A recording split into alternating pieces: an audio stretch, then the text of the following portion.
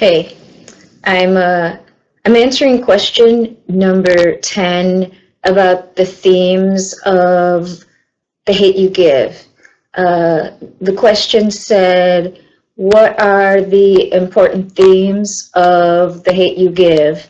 And I'm going to talk about those themes. So what? Get out of here, I'm recording. And the themes are, um, get out of here, Mom! Close the door. Like I was saying before I was so rudely interrupted, the book, The Hate You Give, was a really good book, and it has a lot of themes about racism and violence. So in the book, at the beginning of the story, Star, she's this chick that she goes to this party, and at this party everyone's just like chilling out and having a good time, but then some shit goes down and someone pulls out a gun and there's gunshots. Everybody starts running and freaking out, and she runs and all her friends run, and then this guy, Khalil, who she hasn't seen in a really long time, he's like, hey, I'll give you a ride home, come on, get in. And so they're riding in his car and listening to some Tupac and just chilling out, and then all of a sudden the cops pull him over, and the cops are like, get out of the car. No, the cops said, stay there, don't move. And he's like, whatever, and he kind of had an attitude, but then the cop went back into the car, and Khalil, he starts to get out of the car, and Star's like, dude, don't get out of the car, you're not supposed to do anything. He's just like, it's nothing, I'm just going to ask what's going on. So he gets out of the car, and the cop shoots him, and he dies. And Star is like, what the, and then they take her home, and she's freaked out, and like throughout most of the book, she's just totally freaked out because she's like, I saw my friend get killed, and then they're watching the news, and on the news, they don't say anything about, like, he's this innocent guy that just got killed by the cops. All they're talking about is some drug dealer from the hood got killed, and she's like, this ain't right, this is not cool. And thing you have to remember is that Star, she like lives in two worlds, so she lives in the hood, but she goes to school in some fancy place, with mostly white kids, and they just like don't understand what's the hell going on. And so that's why she's just totally freaking out through most of the story. And yeah, it was a good story, so you should totally check it out. And yeah, that's my report. Okay, so let's talk about Sabrina's video.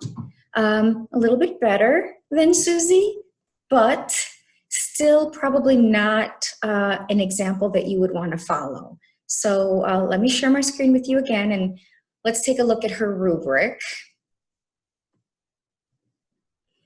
Okay, so when we look at Sabrina's rubric, first of all, for content knowledge, she got a higher score than Susie. Remember, Susie got a 0.5, and Sabrina's getting a 1. Now you might think, well, she did talk a lot about the story, but remember what her topic was. Her topic was to talk about the themes of the story. And what Sabrina did really was just summarize, and her summary was really just from the first couple chapters of the story. She talked about the party, the gunshot, and when Khalil got shot, and the only thing she said about other parts of the book was that Star was freaked out. So definitely too much of a summary. She didn't bring in any more specific evidence. And most importantly, she didn't talk about her topic, which was the themes of the story. So my advice to everyone is when you choose your question to answer, you've got to answer that question and stay on your topic. Okay, and Sabrina did not do that. All right, next for her language, she got a higher score than Susie. She got a 2.0.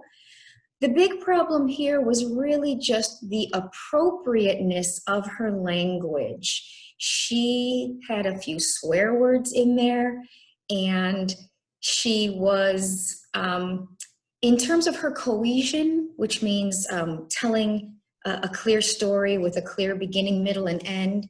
She kind of went back and forth a little bit in the story, and her discussion didn't have any kind of conclusion at the end. It just kind of cut off. So she did okay. It's proficient, but again, a 2.0. And finally, vocabulary, voice, and time. Once again, this student, Sabrina, did speak loudly and clearly. She did speak for 3 minutes, but like Susie, her language was too informal. She was talking as if she were just sort of talking to another teenager. She wasn't using formal academic language. Definitely, you should not use any swear words when you're giving a formal academic presentation. So remember your audience, and your audience is your teacher. And your teacher's looking for you to use your highest level of grammar and vocabulary. So that's what we're looking for. So Sabrina did a little bit better than Susie. You see her score over here, a 1, a 2, and a 2. That totals 5.0.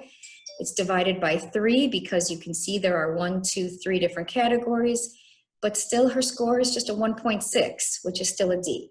So we want to aim a bit higher. So let's check out example number 3, and we'll see how the next example is. All right.